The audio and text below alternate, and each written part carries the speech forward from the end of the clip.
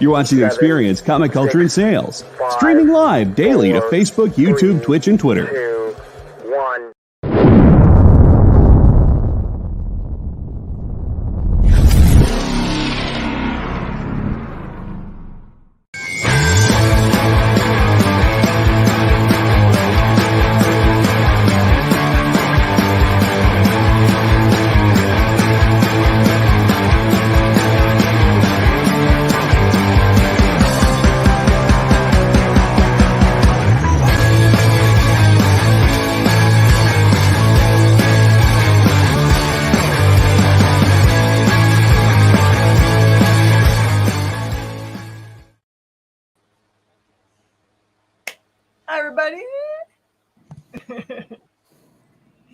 Welcome. It's time to skim some comics, but not be skimmy with our advice. Okay. Sorry, I just had a bunch of coffee. Oh, this is going to be a fun show. Yay, gonna start. Woohoo! All right, I didn't know what to think about Venomverse Reborn. Has like earmarks of kind of like a what if, but also it feels like they're saying that this is going to be something that's important. Pretty much starts out saying, here's some options of what things could happen. Make some choices and ask your questions. So like kind of preempts the questions by saying, okay, I know what question you're going to ask first. This one. But it really is kind of why Eddie Brock? Why is Eddie Brock important to be Venom? It's really awesome because it does show what would happen if he wasn't. And so there's two stories.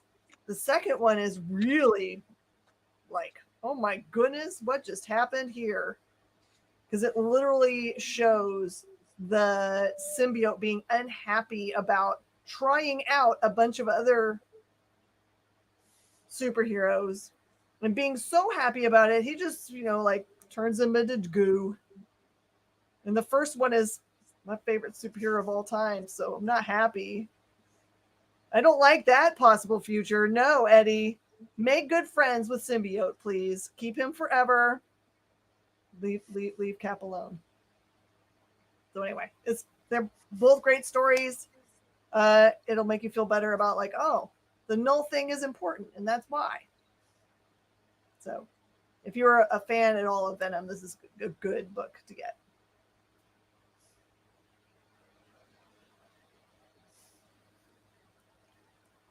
You know that scene in Hercules where Hercules has to go to hell and battle Hades in the movie? That's how my office feels right now. So I'm not going to pull my punches on it was fine. Wasn't good, wasn't bad, it was fine. So you're saying it's hot in your office? Yeah, the air conditioning's been off all day. Oh, and it's I can understand. Oh, no. So I turned it on when I got here an hour ago, and it's just now in the 90s. So as I'm saying, it's fine. If you like Hercules, read it. If you don't like it, don't worry about it. It's fine. It's not going to change your opinion on anything. And I've spent more energy talking about it than I would like to. Okay. I think Kyle's brain is getting cooked from that heat. For the record, I'm saving the good energy for some of the books later that are better than fine. Yay! Okay. Galaxy of Madness. I'm gonna give you like my. I'm not even hot or anything. I'm just caffeinated. The first like 4 pages of this are creatures, people on the cover and alien life speaking in some other language, and I'm just about quit because I'm just like going, well, I know they want me to try to figure out what they're saying, but there's no like asterisks with blocks, and my caffeinated brain can't slow down fast enough to try to figure it out. So I'm just like, rush through. I want to rage quit. But I'm glad I pushed through because this is chaos fun. This is fun chaos, this book. It appears that this crew are space archaeologists. And are looking for, just imagine like your friends that talk to you about physics, all those crazy things they talk to you about in, Big Bang Theory, that you're like, I don't know what they're talking about, but I'll act like I know so I can continue to watch this show that makes me laugh. This feels like that, where they like talk about, anomalies that are only, space-time anomalies that they're discovering. And the fun thing is I've picked up some kind of black obelisk that one of them's alone with in the room, and it tries to suck her in. And she goes back and reports to the captain about it. Like, hey, this is probably not good to be having in the ship. And meanwhile, he's down on the planet being like, I found a skull. Come down here and do your chores and dig for your shift. So it's cool.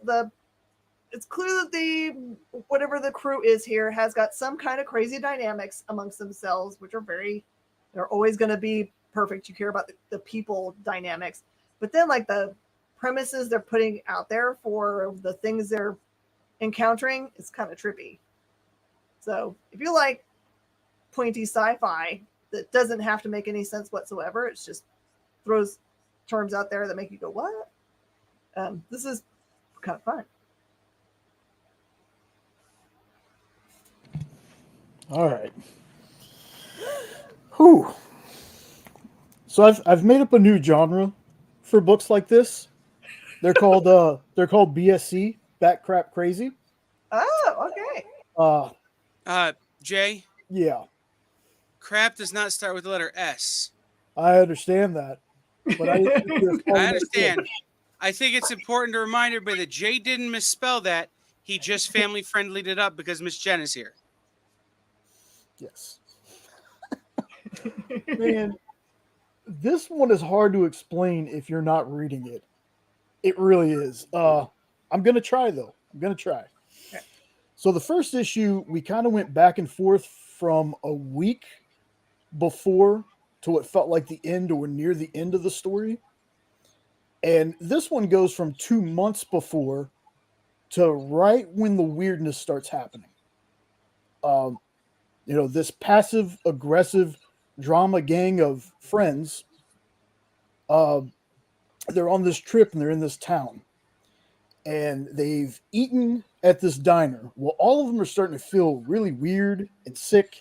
It's starting to hallucinate. And,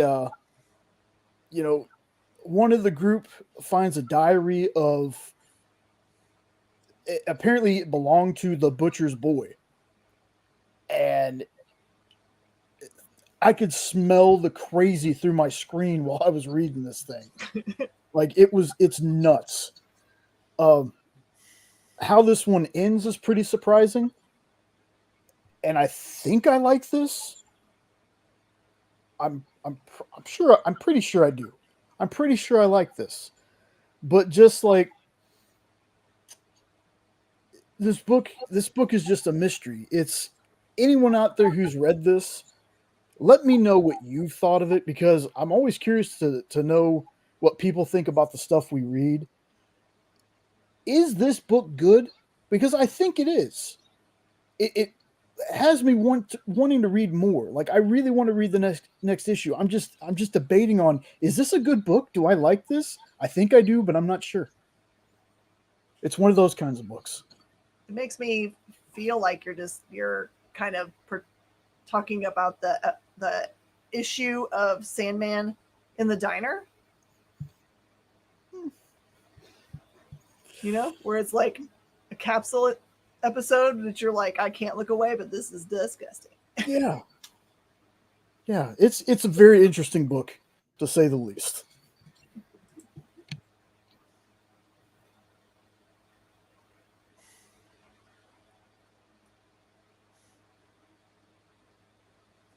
Oh, it's totally me. I'm so sorry. I'm distracted. All right. So, well, Miss Jen, that happens when you read double the number of books that Jay and I did. You got to go way more often than even your cell phone will allow you to go. Overachiever. Okay. It's really, I just want to read all of them. So, okay. So, Ultimate Spider-Man. This one, brings together the storylines where some of his family knows about his now superpowers, his decision to become super powered. It gets all that wrapped up so that the whole family knows, which is awesome. You meet him at the beginning of this book. He's already got his face beaten to a pulp, and he has to it's like really kind of like the family sitting down, them trying to be like, "Hey, Dad, why is your face all messed up?" And him being like, "Well, it's a funny story." So it is fun to see how MJ reacts to the secret he's been keeping. And for some reason, one of the kids knows, hasn't been able to keep a good secret. And it is awesome because we've been all this time, all the way up to issue 6, without him having a name. He's still Pete. So it's kind of cool to see how he gets his superhero name, because of course it's a secret, right? So they can't be walking around calling him Dad. So yeah, and we get to see Kingpin's form in this universe. So cool. He's got an all tatted up body. It's really cool. So yeah, enjoy this not our universe version of all of these characters. So happy about it. And MJ has killer hair. I love her hair in this issue. Whoever's drawing this, it's killing it. You will love it, Justin.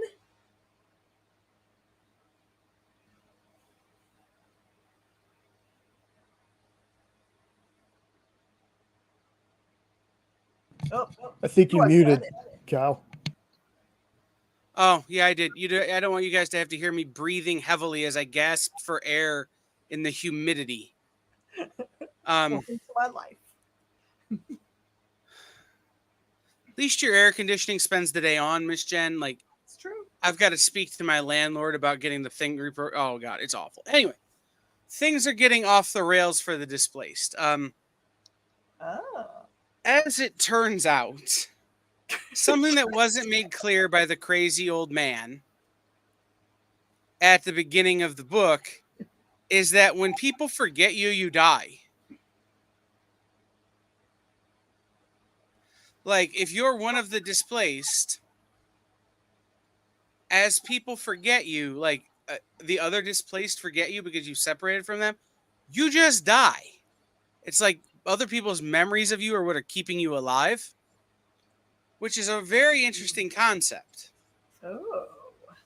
But we also have the guy who is different. I can't remember his name right now, but he's the guy that the old man said, "You're connected to this thing. You're different. You understand it." And he winds up being like hospice care for people who are being forgotten. Right? Like, he's watching them die, helping them to cross over, which is really wild. This book was a really fast read this week. There's gunplay, there's death, there's gunplay, there's death, there's more death, and then gunplay. Our disappearing act leaves Canada. What? And comes to Pennsylvania. Uh-oh. And who's there but our guy who's connected to the whole thing. And now he's taking on the role of the crazy old man. Going, "I'm here to help you through this." And that's where the book kind of leaves off. It really is an interesting look at how one group of people can cease to exist, and then that same thing happens to another group of people, and the same thing happens to another group of people, and the same thing happens to another group of people. It almost, in my mind, is becoming allegorical to things like genocide, things like marginalized communities, and something that Ed and I didn't discuss, but I'd love to discuss with him, the First Nations of Canada, the indigenous population of Canada, which this was largely kind of how they were treated for 300 years. And so I don't know if that was his thought, but there are certainly those connections being made. So this is a really fun way. I hate that I'm going to say it this way. This is a really fun way to look at marginalizing people. But it's a really fun way to get you to think about how you treat people who are different Mhm. or who have experienced things differently than you have. And I really am enjoying it. And by the way, Marco Castellanguida, who's drawing this book, is just hitting so many home runs. It's not even funny. So the art in this just really keeps selling it. When these people die, it's not like they just fall over and die. Oh no. It's like um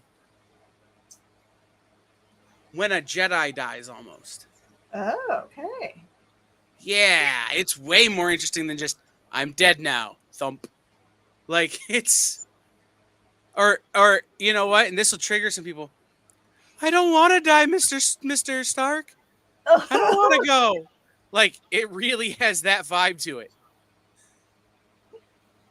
So this is one of my favorite books going right now. And would be my favorite book of the week if it wasn't for what winds up being two other books that I read this week that rank above it. So I really think if Kyle had read this book this week, it'd have been Kyle's favorite book. Feels like a love fest to all this cool stuff. I love it. Okay. not enough turtles. Not enough turtles. I know, but it's like animals doing people things. Yeah, Like- but I always felt like Uncle Scrooge could use like a also 1%er turtle friend. Like a turtle wax turtle or something with a monocle. Just saying. Maybe. Okay, so this it's helpful if you know anything about Uncle Scrooge, but or have read any of the old books or know who the nephews are that he's related to Donald Duck or any of those things. But this book has everything in it that'll help you figure that out. It'll only help you appreciate it more, how much they put into this to give everybody everything that they wanted. So if you're a fan of old Uncle Scrooge and like Huey, Dewey, and Louie and their relationship, Donald and his ability to like lose his crap, this is used to great effect in this book. Just imagine if Uncle Scrooge had a dime, his very first dime he ever collected. And weirdly, a portal opened one day, and there was another Uncle Scrooge on the other side of the portal that also had a first dime. What the heck? Problem is, yoink! That Uncle Scrooge took this Uncle Scrooge's dime. So it's the story of Elon Musk. Baby. He says as they broadcast live to a platform that Elon Musk owns. Oh, yeah. See, I was going multiverse of mallards, but Oh, that should have been called that. Oh, come on. Just I'm when calling- you think it's... Go ahead. I'm calling CB Sabluski and saying, you messed up, man. You messed up. The multiverse of mallards is perfect. Oh, hopefully there's a follow-up. That would be a good one. There is some definite Marvel Infinity related importance to this. Like there might be the term one above all that doesn't apply to any Marvel character at all. It's so well done. They take all of the good things about the one above all kind of trope and the idea of Thanos, etc., and they just ramp it up, super ramp it up in this book. I know that this says it's a one shot, but it actually has in the back of the book some what ifs. I think it's what if Uncle Scrooge was Thor, and what if Uncle Scrooge maybe was Captain America. I can't remember what the other one is, but I mean, it's when you read this book, you'll believe that those things could happen. You'll believe it. You'll be like, of course, Uncle Scrooge is a boss. Do you remember that scene from the first Thor movie where they're in like Odin's vault and the Infinity Gauntlet without the stones is in there? Yeah. I really want to go into Uncle Scrooge's vault and the Infinity Gauntlet, but it's vaguely duckwing shaped without the stones is in there. Launchpad is the one above all. That's what I'm saying. I want Launchpad to snap his fingers so bad.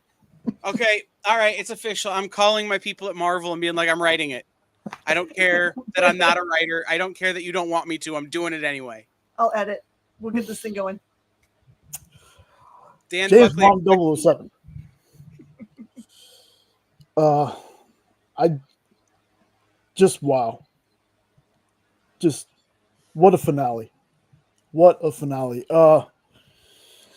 So we ended the last issue with Bond reaching his destination and having to deal with this huge dude.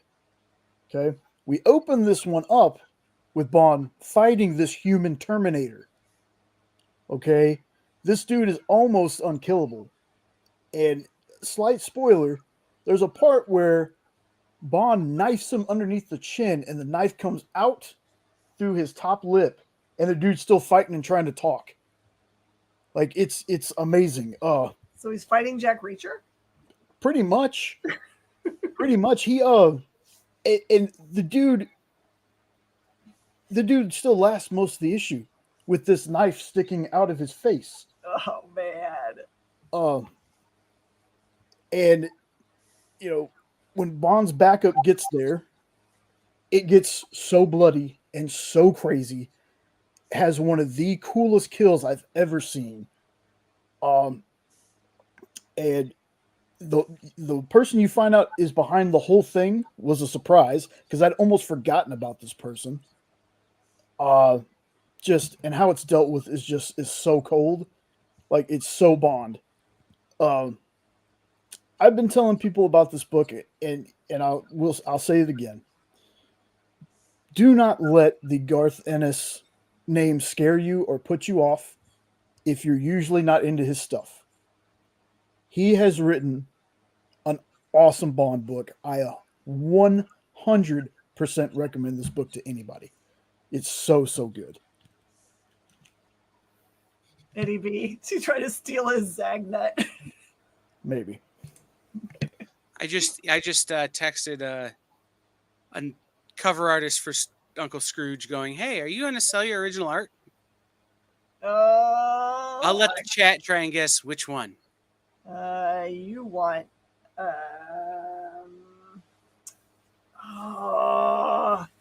I know which one. Hold on. I'll give you a hint. I have a ton of his art around here at this point.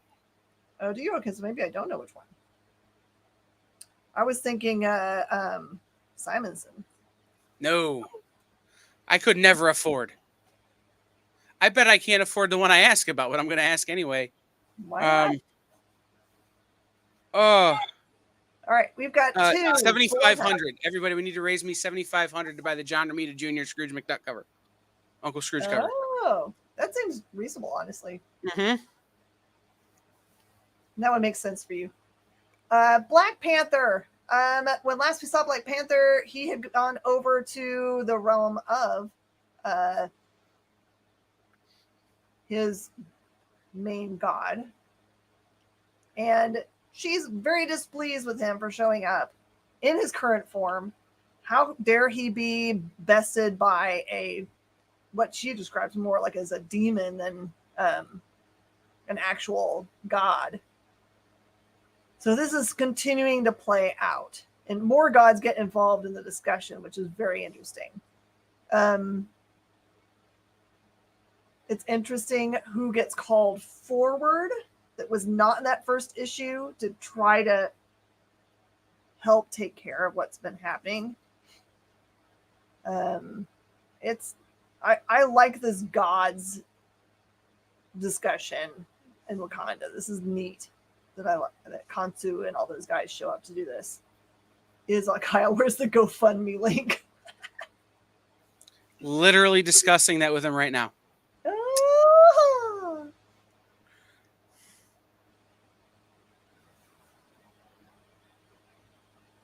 I'm done with this one, sorry. Okay. This book has found its stride. Yay! My gosh.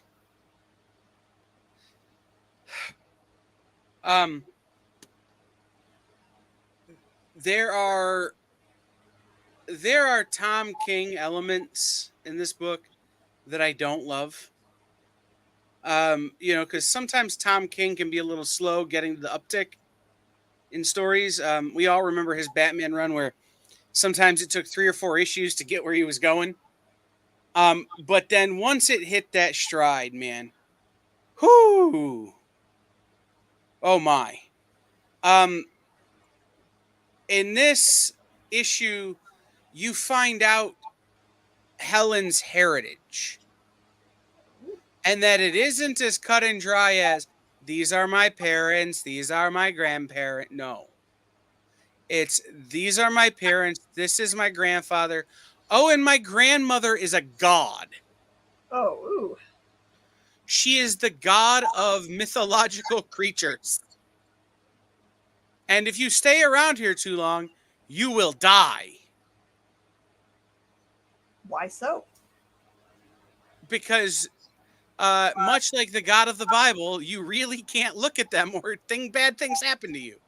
Too much power around. Okay. Yeah. So in the previous issue, the grandfather and Helen find a mythological deer creature. That's name I can't remember the name of the actual creature that they wind up calling No, like N-O. And they set out on a quest to return this creature to where she came from. And you see that story here where this takes on a decidedly D&D sort of quest. Like, you come to a cabin guarded by a crone, and you have to pay the crone's fee to go through the door of the cabin. And that fee is a human tooth that the crone then promptly puts in her face. Like, so that it can be her tooth. And, just this. And then you wind up in a bar where you're drinking some sort of booze that you can't hold because it's not meant for humans. And you pass out quickly, only to wake up with your grandfather having murdered all the people. And now you're being hunted by the king and his armies. And you outrun them only to find out that your grandmother is like this mythological creature. And then you have to go back and you watch your grandfather single-handedly slay an entire army.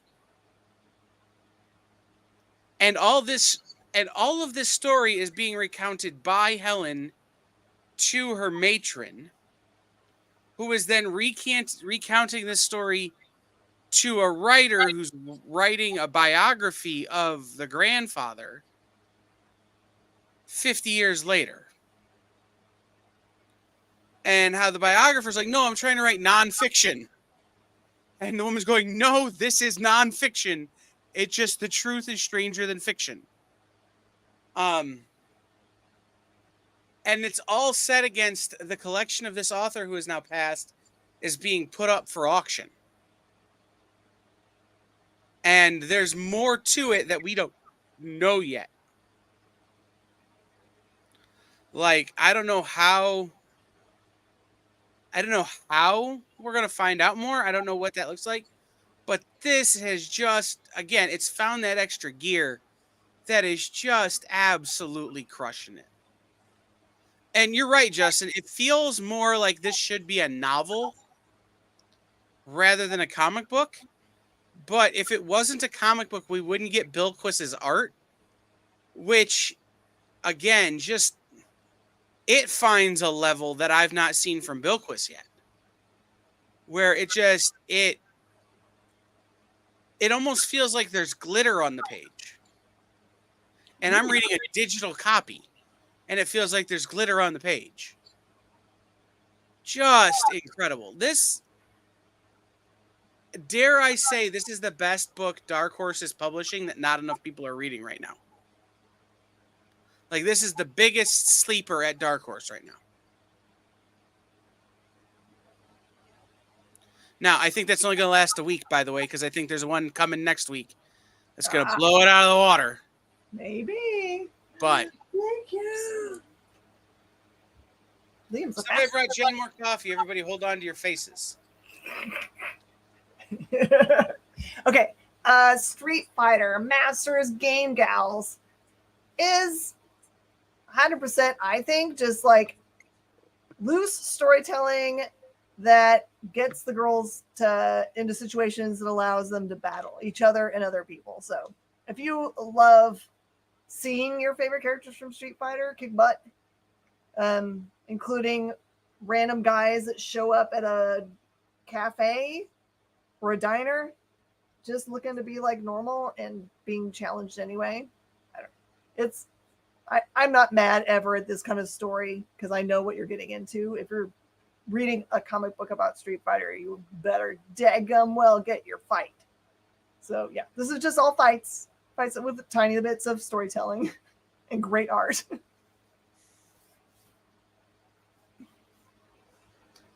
All right, tell me something. Does that not look like Taylor Joy's face? Anna Taylor-Joy? Yes. I can see it. I can see it. Wait, she has a face? Oh, goodness, y'all. I don't have a whole lot to say on this one. Nudity and violence. And it's funny, I just read this after Bond because this is Bond on after hours programming. The ones that you would sneak downstairs when your parents were asleep and watch with the volume all the way down. So the first 9 or 10 pages of this, there is a naked form somewhere on the page. And I'd be giving this book a TW. Yeah. Other than that, this is an awesome, sexy spy thriller. Again, it's like Bond with Jennifer Blood turned up to 20 with a hard R rating. And it packs a ton into 22 pages. It's only 22 pages. It feels long, but in a good way, if that makes any sense. The Gun Honey stuff has always been great reads. Like since I've been reading these, they've always been really, really good. So if you're a fan of this series, pick this up. If you're a new fan, I wouldn't suggest getting this one. I would suggest getting the older stuff first. See if your LCS has any in their back issues. See if they can get it for you. But it's a spicy book with substance. Very spicy, but there's something there. It's not just TNA. It's a good spy story. So if you're into that, definitely check this one out. And Justin, I do have back issues on it. So your LCSs, wherever you are, should, unless there's Ravenous, like people going back for them. It's still stunning to me that like this image that you have up here of the cover doesn't look like Anna at all. But in person, it does. It's so bizarre. I've never had that happen in a cover where I'm like, when it doesn't look the same digitally. Misery. Okay. This is another book in the it's weird, it doesn't have the Spawn U symbol on it. Very strange, because it's definitely Spawn. So this is a little first of 4. This is about Cyan, who is Wanda's daughter, granddaughter, niece, something related to the Simmons. I don't know why I couldn't figure it out. They said it a couple of times, trying to give you hints for how she ties in. But she is a powered up individual. She seems pretty dangerous, honestly. But this is like a lot about family dynamics and the danger inherent in being related at all to anybody in that universe. So this is going to be a good little side book. Kind of interesting. It ties into the Sam and Twitch, because she actually goes to the police department and Twitch is there. So that part I like, when it's just like it's not standing on its own and doesn't make any sense with the rest of the universe. It's just like you don't need it to understand everything else that's going on in the rest of the books, but it's kind of cool when it gives you that little bit of Easter egg. I threw everybody off. It's my turn now. Had to keep everybody on their toes. Plus, I kind of messed up the slides, but that's okay. This is obviously not the A cover, but come on. I'm reading Elvira. Did anybody think I wasn't going to put this cover up? So, I'm not going to waste anybody's time. Read the book. I'm sounding like a broken record whenever I review this one. It's great. It's funny. It's so well written. And when you get to the last page and you see what they're going to be doing next, at the risk of spoiling it, probably not, we are going to have 2 bombshells in the same book. I'll tell you that much. Dynamite's going to have another hit on their hands. That's all I'm going to say about that. I love this one. I love the Elvira series. And as long as David, Cassandra, and just the whole team are on these books, I hope they don't stop until they get tired of doing them. I can't wait for the next series. That's all I got. If I haven't convinced you by now to read this series, I don't think I'm ever going to convince you. Triple B has a clarifying question. Is this the end of this story arc? Yes. Yes, and on the last page, it's going to tell you, like most of the other series do that too. On the last page, they're going to tell you where they're going next. I think a lot of people are going to be excited. A lot of people are going to be excited where they're going. Pick it up. All right, Destro. All right, all For the tied to record, the Miss Jen, this was the reason I was bothering you yesterday about who do we talk to at Image? Because I really wanted to read Destro. Yeah, I think you would have liked it too. Well, it's my favorite character from the G.I. Joe universe. Oh, you will not be let down for this. So it is tied to the whole Energon universe. We've been kind of like working through Cobra Commander, and those guys kind of feel like the dynamics for how these characters are interacting on their end. Destro makes it very clear in this book that his organization, Mars, is not subject to being under Cobra rule, nor is he answerable to Cobra Commander. And he makes it very clear. He says this a lot. But what the opening parts of this book is him showing up on some other, I'm going to say planet because I'm not 100% certain, and basically overthrowing whoever who's ruling there, and placing his own person in command, and trying out some bad agents, which I guess in this universe that's the first time anyone's used Energon to power something. So they're pretty thrilled about that. It's a little bit about arms dealing because that's also what he does. So it makes sense. It definitely makes it clear that Destro's up to some real big moves for himself and all of his. I don't know. I think that his is going to be the important storyline regarding like what's possible with Energon if you apply it to the technology you usually associate with, like, Cobra tanks like Hiss and that kind of stuff. So, or if you, I think they actually have like an arms trade event in which it's not happening. No one would ever say it was ever happening, but they really use it to find out if anyone else has access to Energon, which I think is pretty clever. So anyone else is showing off their new technology with it. That seems like a Miss Jen question, or maybe a Kyle question. Do you know if they're going to do a Baroness? I thought they already did a Baroness. Huh. Way back at the beginning. I thought they teased her. Maybe that's what I'm remembering.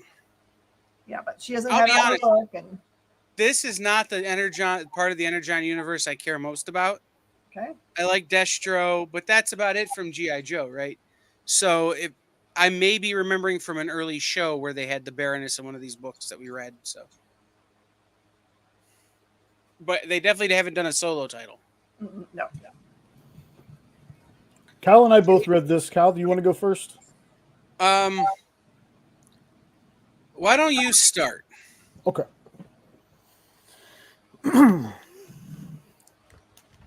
How in the Tinkerbell Turbo Teen does this book keep getting better? That's My goodness. It's not Oh, Tinkerbell, man. I know, and it's not Turbo Teen, but come on. Come on. More characters, more zany human cartoon madness. This book is incredible. And my only complaint is that the issue ends too soon for me. It just ends too soon. This is the kind of book that when I tell people, I usually read an issue or two, and if I know I'm going to like it, I'll wait for the trade. You know, this is it. And I know I dig this book because in my mind, it just keeps getting better. Every time it comes out, I'm like, you know what? I can't wait. I got to read it now. This is going to win awards, folks. That's just my opinion, but like, this just keeps getting better and better. I know it sounds like I love every book I read, but that's also, I get to pick my books. So, this is going to win awards. This should already be optioned. I should be already getting a notification from one of my streaming services that this is coming out soon. This feels like the most original book I've read in some time. Tony and team are mad geniuses. And if you didn't guess by now, this was my favorite book this week. It's amazing. They're at the framer, but I got Dave Wachter to draw me Legally Not Eeyore. Perfect. And Jay Foz gets to draw me Legally Not Popeye. Yep. And Seth the Moose to draw me Legally Not Johnny Quest and his dog. And Kaylin Smith to draw me Legally Not the Illuminati Care Bear on blanks of this book. So Pecos Pete is the grandfather. And he has found his most dangerous weapon, Whiteout. Oh, no. And anyone who had any trouble in school knows why Whiteout is dangerous. It's the dip.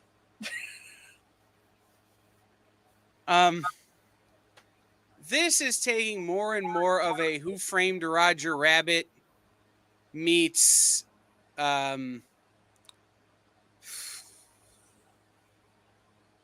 Racers vibe, because you never know who's going to quite show up. Like when Legally Not Ken from Street Fighter shows up,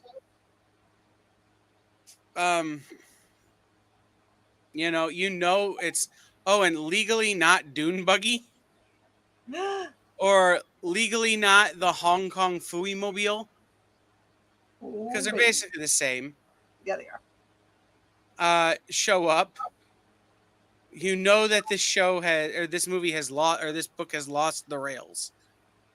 And the kid is figuring out how he is a toon while not being a toon. And there's a big twist at the end of this that really drags you into issue 4. So just be prepared. This is like if M. Night Shyamalan was running Saturday morning cartoons and it was the late 80s, early 90s, and they needed a movie for Joe Piscopo. Like, it really has all of that going for it. So, really, really, really enjoying.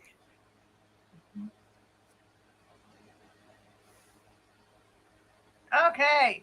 From my good friend, Dirk Manning, I just want to let you guys know the graphic novel for Hope is out for volume 2. He always tells you guys this is going to rip at your heartstrings. And man, there's a gut punch of a reveal in the middle of the book that I had forgotten about. Basically, she is an ultra-powered person who has decided to keep that secret. In the first volume, she's in a car accident where her husband is injured enough that he is in a coma. And her super status is revealed because of that event. And the government basically, locks her away, takes her child away from her and makes it so she can't see her husband at all. So really rips you apart, right? In the first one.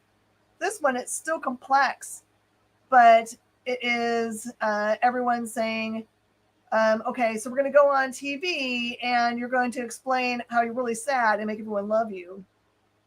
But she gives it to him straight. She's like, I wouldn't change what I did. I wouldn't change the fact that I did not register as an ultra because I knew that what's happening now was going to happen to me. And I haven't done anything illegal because I guess the rule is that you can't use superpowers against other super beings. But she hasn't done that. All she's done is helped humans. So just done kind acts, right? Saving people, etc. So it's crazy how this ends. And the actual revelation about who the players are in her immediate circle is just, I don't even understand how in the world this is going to work out for anyone without just destroying them.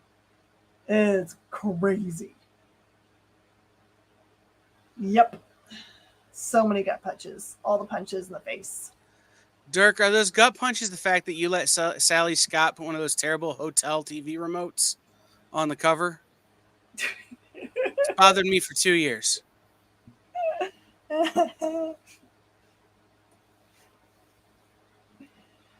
and the fail-safe storyline is kind of coming to a close in this.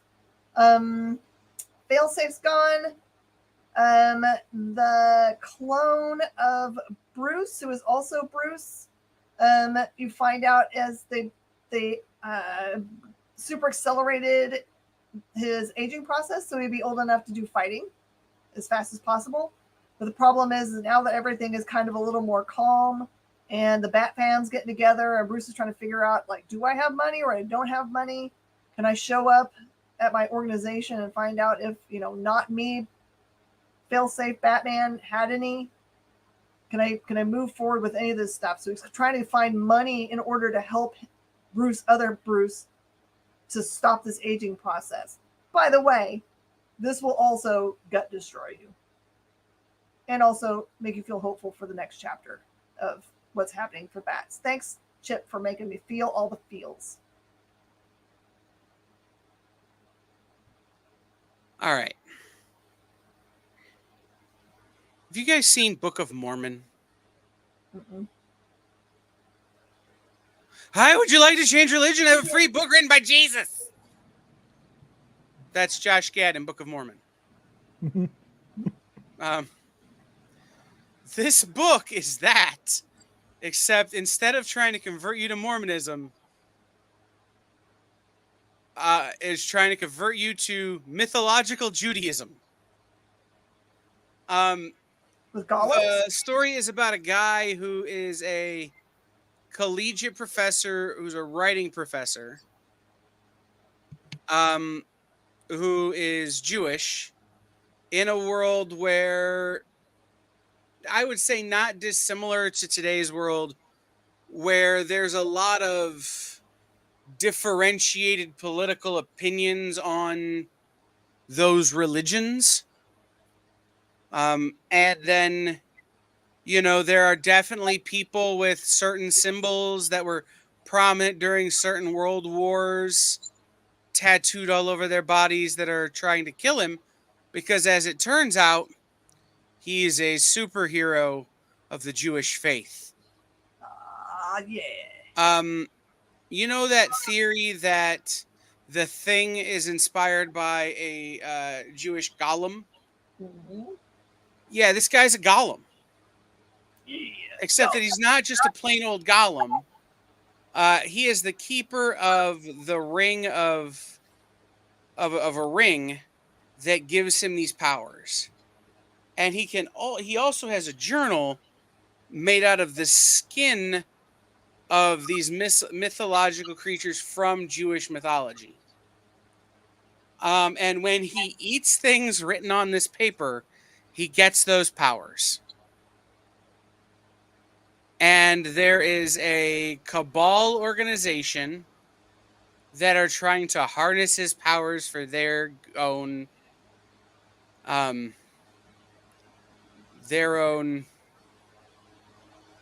what's the word I'm looking for? Their own ends. And somehow they're worse than the dudes with the symbol that we're not allowed to say on the internet tattooed all over their body, which is wild.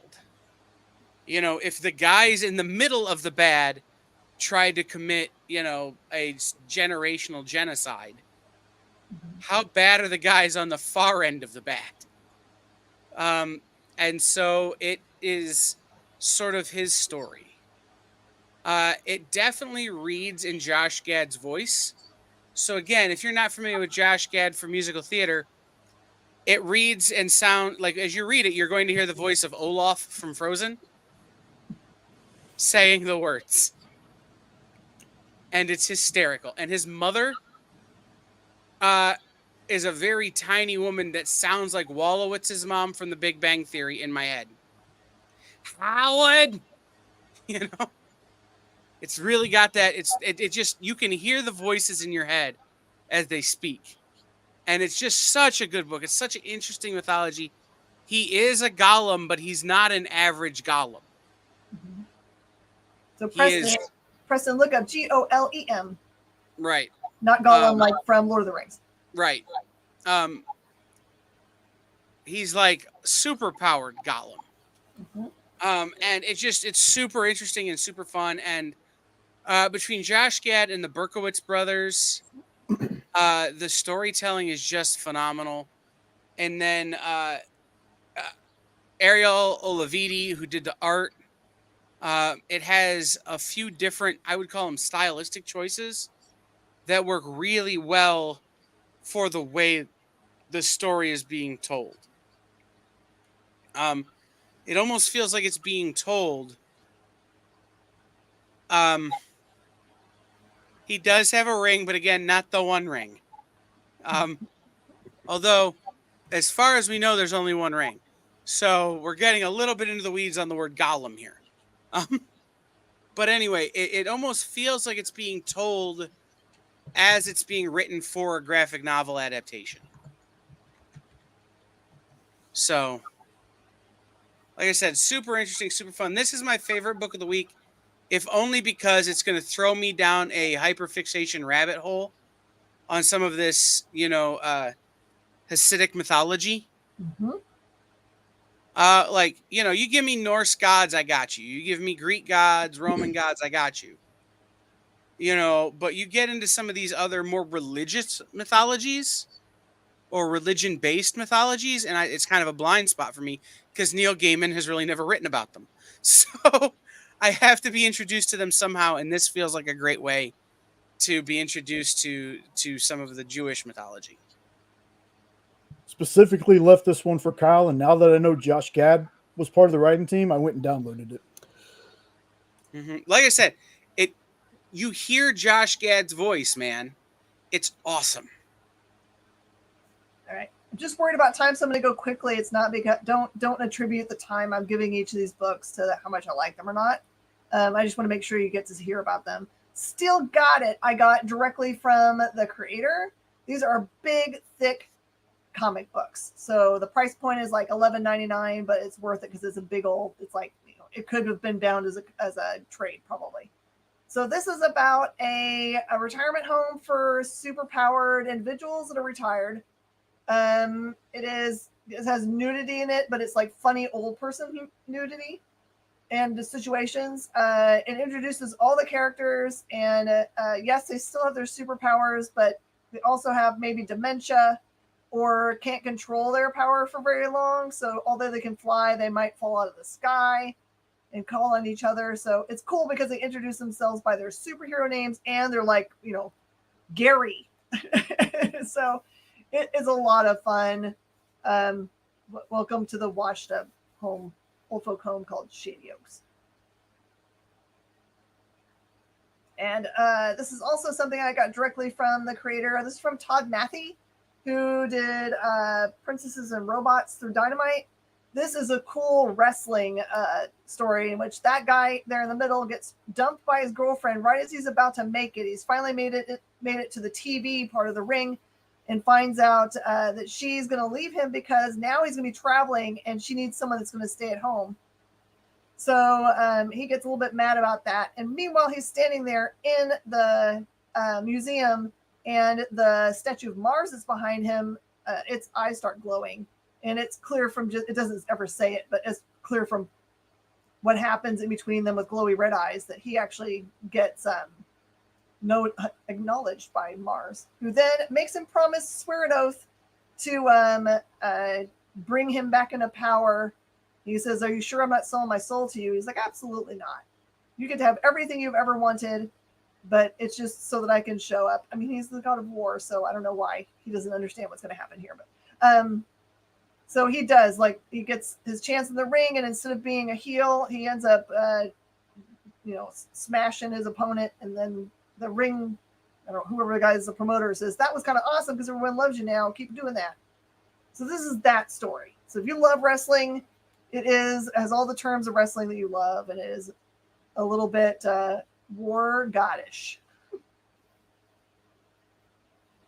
And Dracula, remember, Dracula is the most powerful of all of the blood users. This is the follow-up to the first one, where Blade's daughter is tasked with killing Blade, and she says, "Heck no, that's my dad. I don't think so." So this is an interaction between her and Daredevil, in which Daredevil says, "I understand. Let's try to figure something else out." But then Dracula shows up and messes with everything and steals her away. So important to the blood hunt storyline. But if all you needed to know is what I just told you, and you didn't really want to read all of it, I gave you all the information that's in this book pretty much without being too spoilery. But that is the part that will fill in the holes for you for if you didn't have the cheddar in your pocket to actually have 29 comic books this week, because there's so many good ones of them. So we made it. Oh no, Kyla's blanked out. All right, we got to go. You guys got to go to your other shows. We'll see everybody next time. Bye.